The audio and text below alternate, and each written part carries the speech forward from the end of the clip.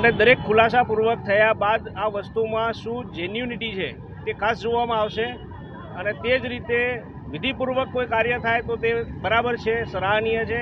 આ રીતે કોઈ કાર્ય થાય તે આજે પણ નહીં કાલે પણ ચલાવી લેવામાં ન આવવું જોઈએ। સમગ્ર ઘટનાક્રમની વાત કરીએ તો સામેવાળા પક્ષ ટ્રસ્ટી છે, ટ્રસ્ટીઓ એવો આક્ષેપ મૂક્યો છે કે અમે આમ દેરાસરના ટ્રસ્ટી છે અને ત્યાં આજુબાજુ વિધર્મી લોકો રહેતા હતા, એટલા અમે રક્ષણ માટે મૂર્તિ લઈ ગયા છે, તો એના માટે તમે શું કહો? રક્ષણ માટે લઈ ગયા છો તો આજ દિન સુધી રક્ષણ કેવી રીતે થયું?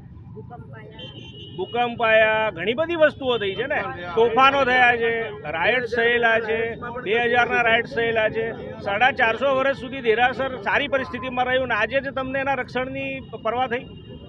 આજનો તમારો એજન્ડા શું છે? આજે કલેક્ટરને આપીને તમે શું કહેવા માંગશો?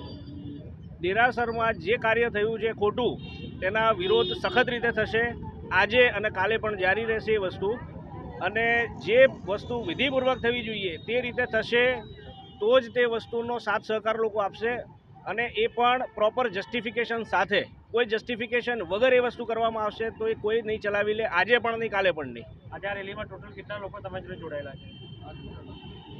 રેલીમાં ઘણા બધા લોકો છે, પ્રોબેબલી કહી શકાય 100, 150, 200 લોકો બી છે, હજુ પણ લોકો આવે છે અને આવશે।